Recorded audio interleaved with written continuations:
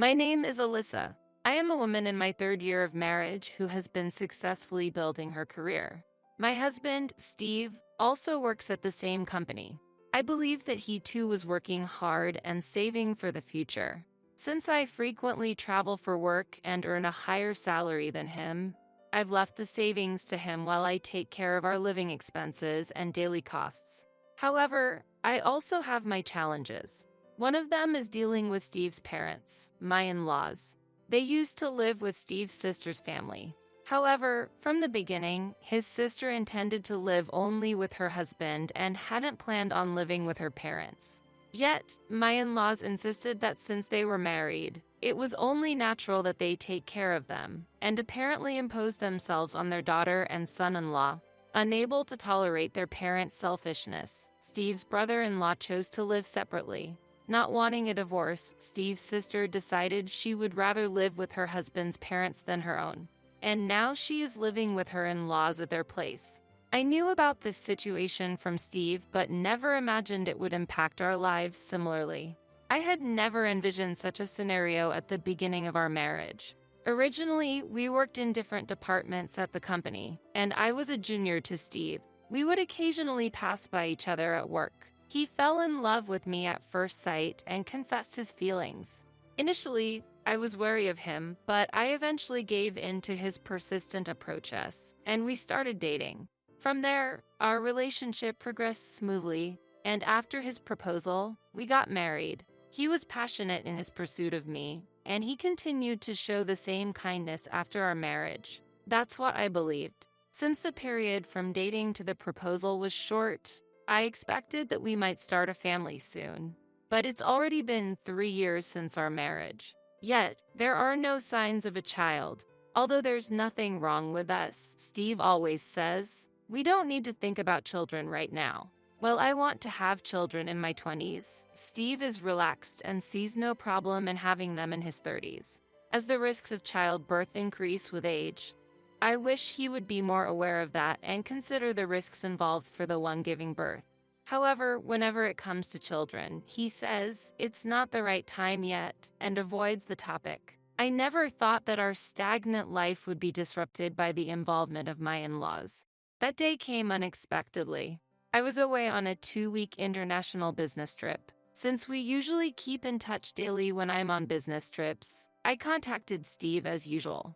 Normally, I would receive simple replies like okay, work hard, or thanks. However, this time, he continued to leave my messages unread. Puzzled by what could be happening, I assumed he was too busy to reply. Yet, during this time, an astonishing situation was unfolding back in the US. When I returned from my trip and tried to contact Steve, who had promised to pick me up at the airport, there was no response. With no other choice, I took a taxi back to our apartment. We live in a spacious 5-room apartment, which Steve suggested we choose in anticipation of someday having children. Steve's proposal to rent a large room for the children made me suspicious of his reluctance to actually start a family.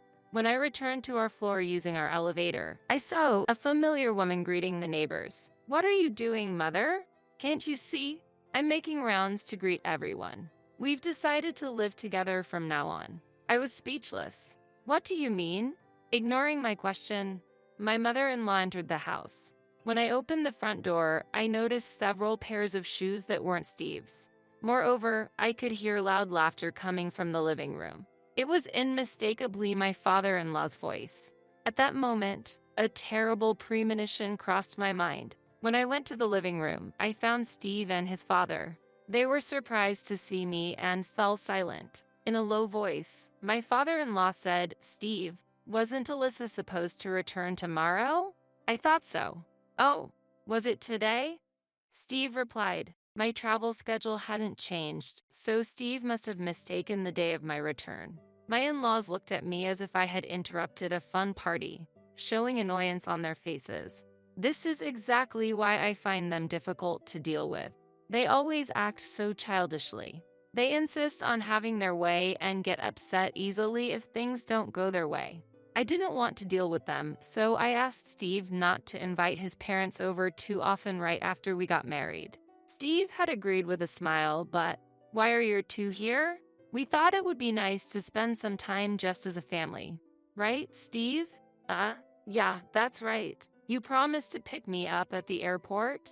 Did you forget because of the party with your parents? I asked. I got the day you were returning wrong. Steve pursed his lips. Even if there was a misunderstanding about the day I was coming back, I had contacted him when I arrived at the airport and before boarding the plane from overseas, saying I'm on my way back now. I made sure to contact you each time, you know? I said. Steve laughed. Oh, come on, you must be joking, and checked his phone. But the phone clearly showed the messages I had sent. Surprised, he turned off his phone. Yet, the fact that he ignored my messages remained. At that moment, my father-in-law made an unbelievable remark. Hey, Alyssa, we're having a family-only party right now. Could you please leave? What? Indeed, the living room was messy with drinks, snacks, pizza scattered around, and garbage. It seemed they were really enjoying their party.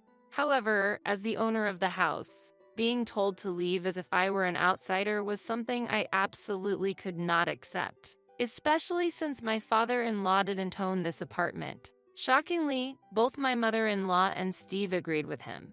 Right? It's a special family-only party. Could you go out? It's unsettling to think you're in the house. Steve was my husband and knew this apartment belonged to me. I never expected him to treat me as an intruder and ignore me. Yet, Steve said, if Mom and Dad say so, please leave for today. I was outraged by this sudden and rude demand. I was exhausted after a long 2-week business trip. I was looking forward to relaxing at home for the first time in a while, but as soon as I returned, I was told to leave, being an outsider. I never imagined receiving such unpleasant treatment. Excuse me, but I own this apartment. How can you order me to leave? I asked. I was utterly exhausted, no longer had the energy to laugh, and glared at my father and mother-in-law. They seemed unaware that the apartment was in my name. What do you mean? Isn't this apartment Steve's? They asked Steve. Steve, having not told them the truth, stumbled over his words. Well, just when I thought they understood it was my property. My mother-in-law made an unbelievable suggestion. Well then, we'll take this house. What? Steve works at the same company as you, right? His salary is the same, so it makes sense for my son to be the owner of this house. My father-in-law was the first to agree with her suggestion. Indeed, that's a great idea.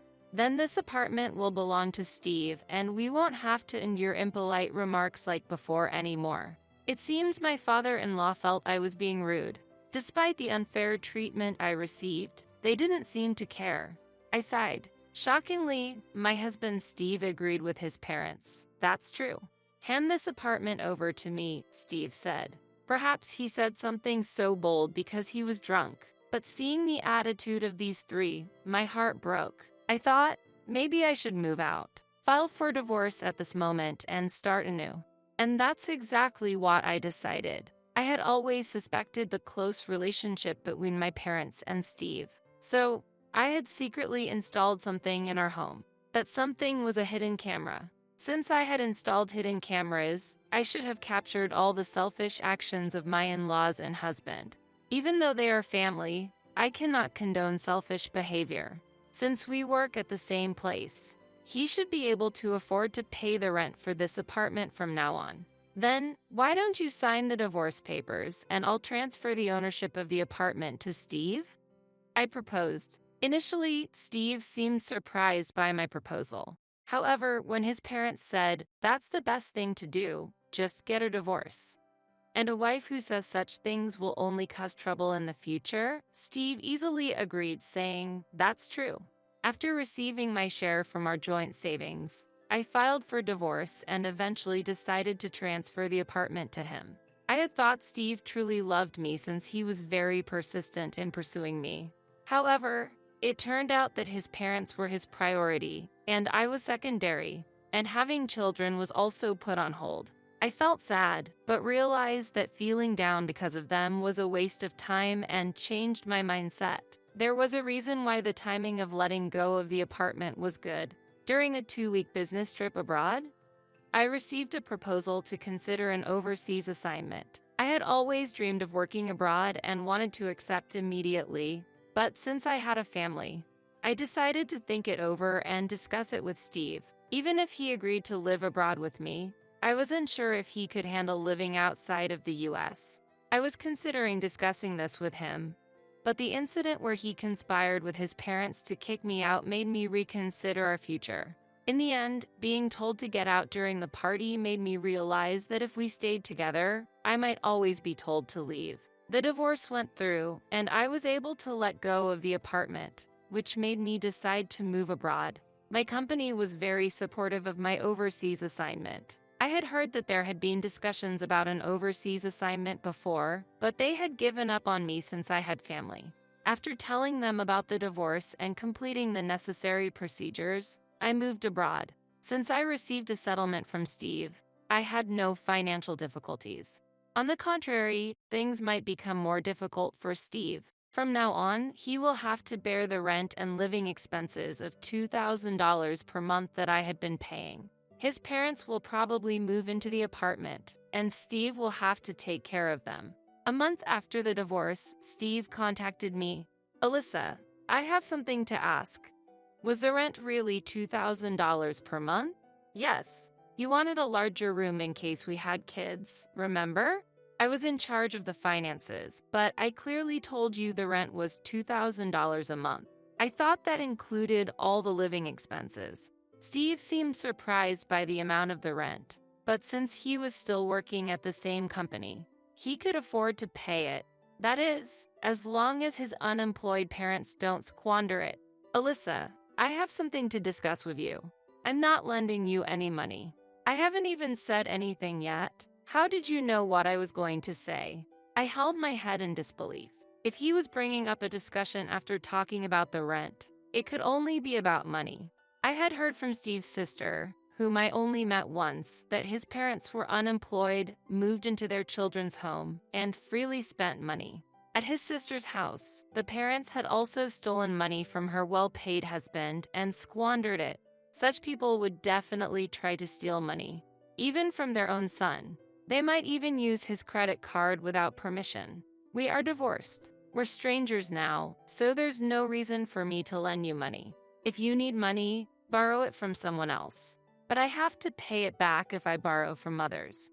I frowned. Maybe he thought he wouldn't have to pay it back if he borrowed it from me. No way. That's unacceptable, and I cannot forgive such behavior. I thought I couldn't lend him a penny. Anyway, I can't give you any money. Then, just return all the money you got for the property division. That was earned by me, so it's mine, right? That money was from the savings you made while I paid the rent and living expenses during our marriage. It's joint property, not all yours." "What, really?" I understood just how selfish the man I had married was on the day I returned from my business trip, but he still seemed to be surprised. "Then, I'll demand compensation from you." "What?" "You kept quiet about the rent. You must have planned to burden me with $2,000 to push for a divorce. The rent is proof." I let out a big sigh at his absurd claim. "What plan? When I returned from my business trip, you were ignoring my messages and hosting a party with your parents in the apartment. It was you and your parents who said to hand over the apartment, not me." "That's true, but..." I didn't want to bring up this topic, but it was clear that Steve was trying to extort money from me, so I pointed out a certain fact. If we're going to talk about compensation, it would make more sense for me to demand it from you." "What? You're demanding compensation from me? Why would you do that? I divorced you just like you wanted. The fact that you agreed to the divorce and that you were having an affair while I was abroad are two separate issues."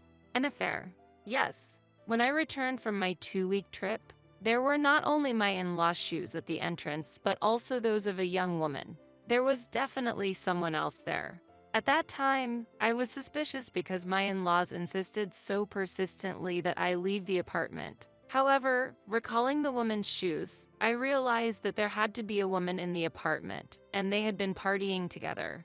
Even though no one was supposed to be there, I saw the bathroom light on, which clearly indicated that someone else was present. Steve's affair was acknowledged by his parents, and they tried to rush me out to prevent me from discovering their son's infidelity because I had returned earlier than expected. Fortunately, I had installed hidden cameras just in case, and I caught everything on tape. Your affair partner looks like a newbie at our company. I've already reported it to the company. Plus, the cameras have captured all the evidence of your affair, so you're finished. It can't be. Why would you tell the company? Well, it's impossible to keep working together when my husband is having an affair with someone from the same company. I'm overseas, so it doesn't affect me anymore. An office affair is clearly a violation of compliance.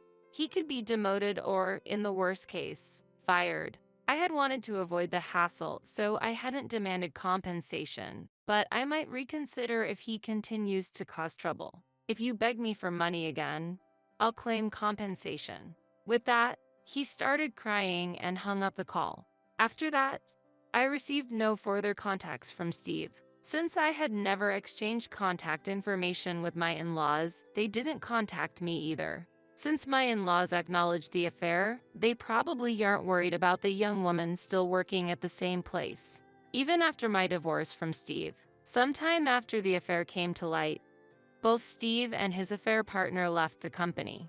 Maybe he didn't want to stay at a workplace with his ex-wife, or perhaps the cold stares from others drove him away. Steve's affair partner, realizing he wasn't wealthy and that his parents were unemployed, ran away as the situation worsened. Even though she ran away, she wasn't unscathed, as I had informed her fiancé about the affair. Surely, she is facing some difficulties now. It seems Steve has left the apartment with his unemployed parents. Having quit his job, he likely couldn't afford to keep paying the monthly rent of $2,000. They are currently living with relatives, disliked, but all three are apparently working. While working overseas, I met a wonderful person, and I am now in a happy relationship. He is very kind, and I have a good relationship with his parents, relieved that I won't experience the same troubles as with Steve. From now on, I want to enjoy my life with peace of mind.